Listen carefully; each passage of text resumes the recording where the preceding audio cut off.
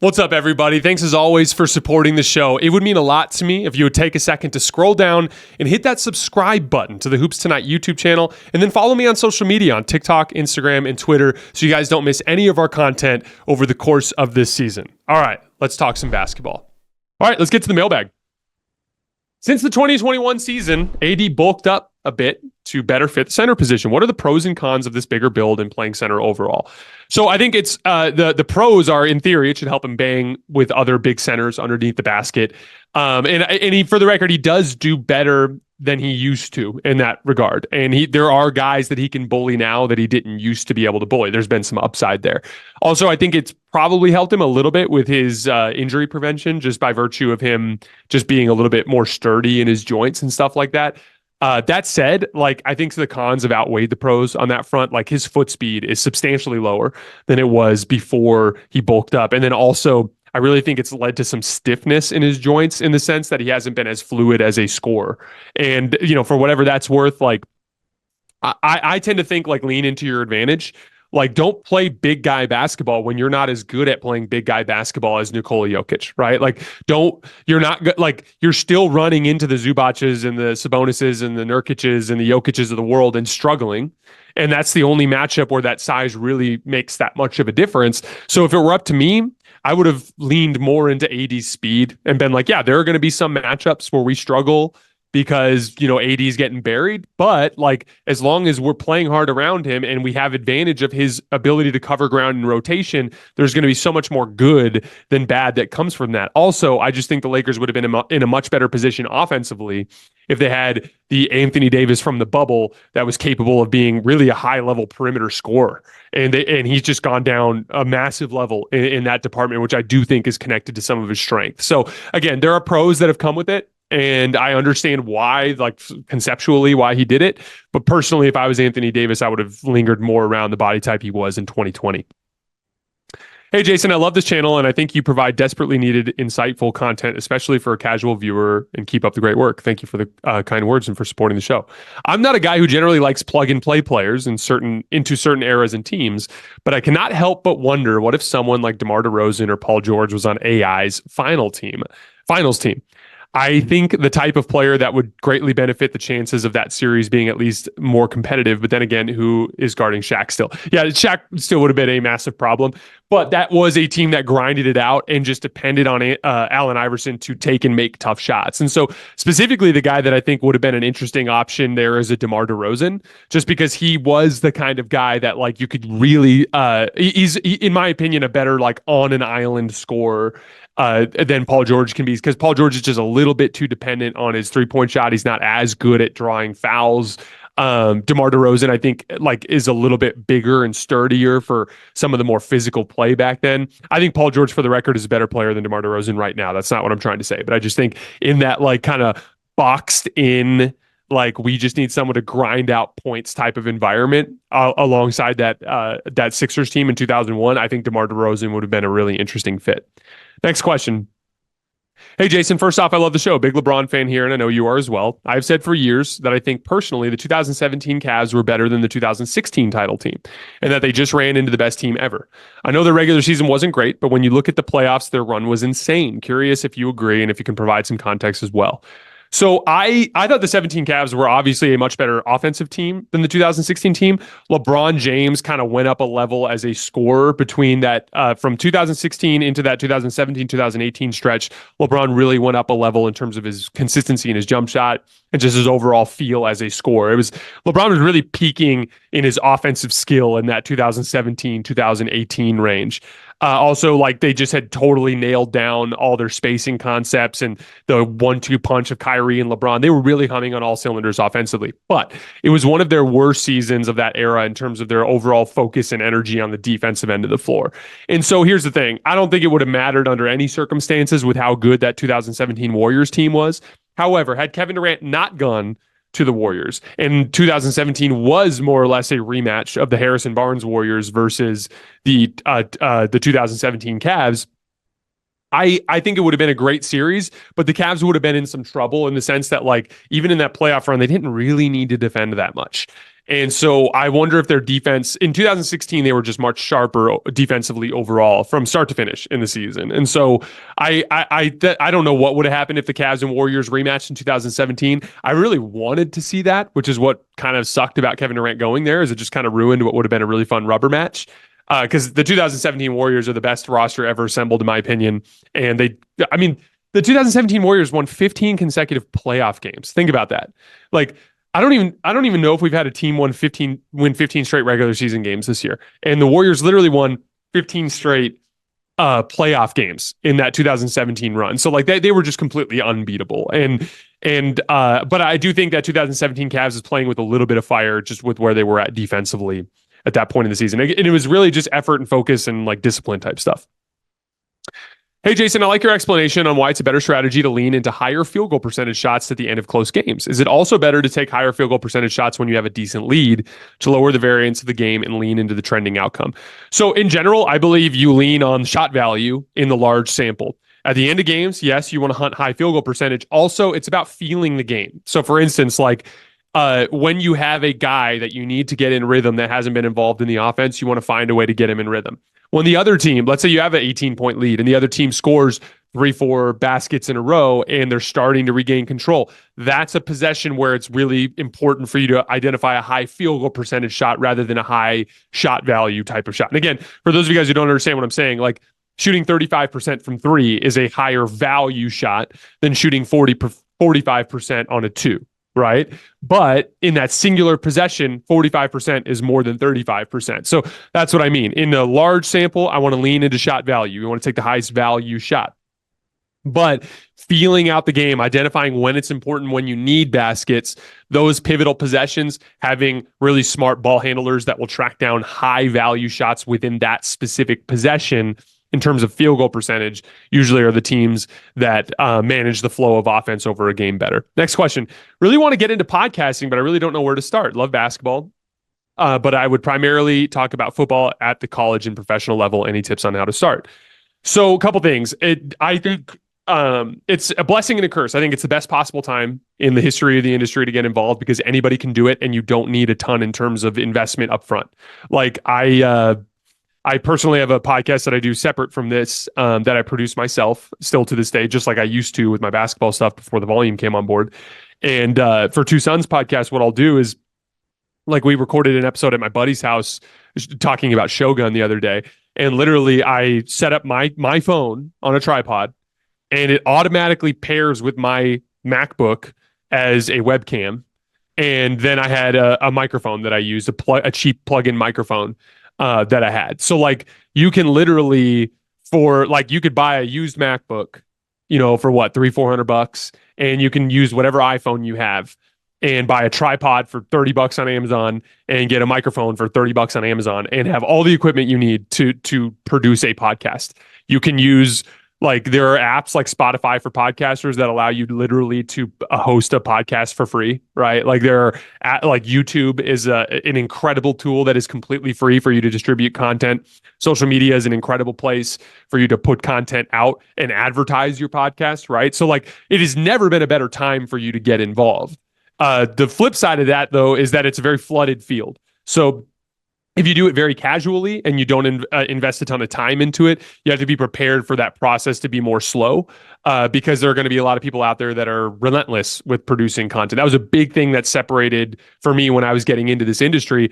I covered every single Lakers game after the game. We went live right after every single Lakers game. And so we were first and we were going every day basically. And then in between I'd cover the rest of the league by myself in these other podcasts that I would do. So I was really, really grinding at it. And I was fortunate. I had a flexible job at the time. So I was able to kind of just fit it in there. I had a wife who's very supportive and was helping me, pursue my dream of trying to make this happen. So just keep in mind, it is flooded. So if you want to separate yourself, you have to separate yourself through quality work and through consistency of your work. As far as how to do it, it's really this simple. Set up your shit and record. Get something out there. When you do, distribute it everywhere. Have it on a podcast feed, have it on YouTube. Make sure you take clips of it, put it on social media to direct people to those feeds. As far as what content you cover, that's the beautiful thing about YouTube. You can have a podcast titled whatever, but on YouTube, you can just target whatever that specific subject matter is. So for me, my Two Sons podcast with my buddy Luke, we cover a lot of like TV shows and specific in movies, but specifically I'm big into fantasy, right? So like I love Star Wars, I love Lord of the Rings, I love Game of Thrones. Like Shogun is something that's right up my alley in terms of what I enjoy and appreciate, obviously with the history element of it. And so like the branding of the episode is surrounding the subject matter. It's kind of like these shows, like you guys see. I just do a show, but we have a team of people that is really smart about identifying what is most like interesting about whatever we're talking about, and they brand it accordingly. But like, make sure you're using YouTube, make sure you're using social media. The reason why the algorithms on those apps, they do the work for you in the sense that like, as long as you're talking about something interesting and as long as you're being interesting in terms of the watch time, those algorithms will continue to push your content out to other people. And so the point is, never been a better time to do it. I highly recommend that if it's something you're interested in doing, that you do it, just because like you can do it on the side of another career. It's a hobby, for lack of a better term, right? But as long as in order to separate yourself, you really have to make quality and quantity of content. And that's just something to keep in mind, because it is a very flooded industry at this point. And one last little note on that front. What works for me doesn't necessarily work for everybody. This is just my own personal experience being in this industry. And as is always the case, I think it's important to pick the brains of lots of different people that bring different perspectives, because, again, what works for me might not work for you, and what works for you might not work for me. It's just, everyone's unique in that regard.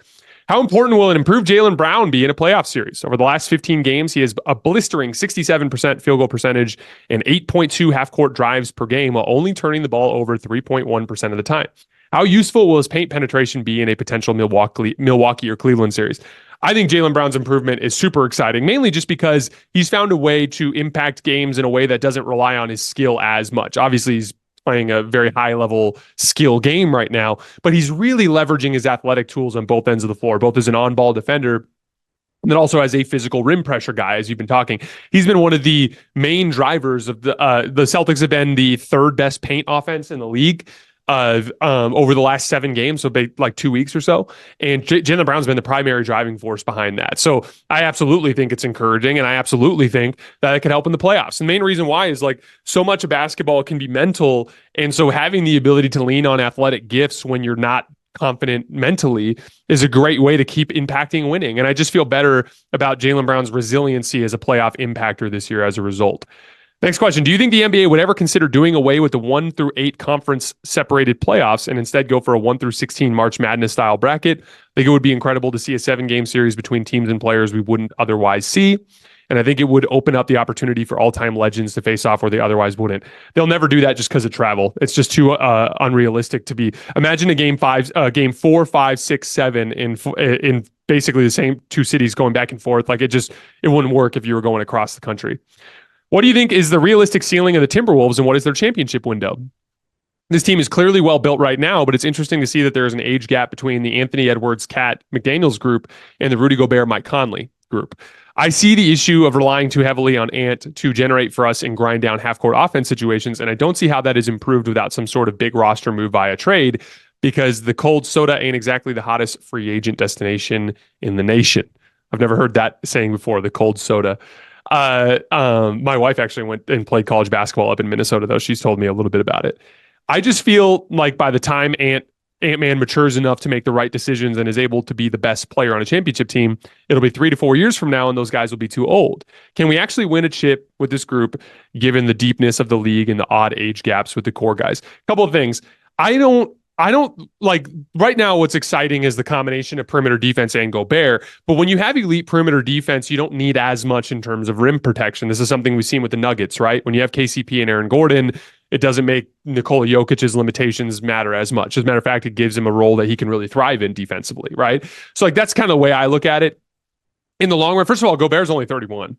So like in the event that you move on from Gobert, and Gobert's not really a tradable contract because of his salary number. So it like really, as far as Gobert goes, like I actually do think there's a longer window here than you think. But after Gobert, the way I look at it is you slide Cat to center, and then you just have to find a Aaron Gordon-esque type of power forward to put next to him.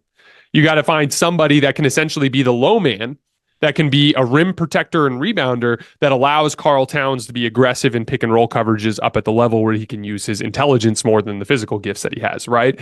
And so from that perspective, like I actually am not really worried about the timeline stuff. And I do think Ant is advancing at a fast enough rate that I think you'll be able to capitalize on the Gobert window at some point. A few more. Do you feel like it is a lock for the 2024 Larry O'Brien Trophy to be hoisted up by a Western Conference or Eastern Conference team? I argue that the West has arguably been the more difficult conference, particularly this season with the amount of tanking / unorganized teams in the East. So I'm on the fence because I kind of look at the Clippers and the Bucks as like I put the Clippers slightly above the Bucks, but they've been struggling as of late, and then now the Suns are playing better, so I got to kind of factor them into that list a little bit.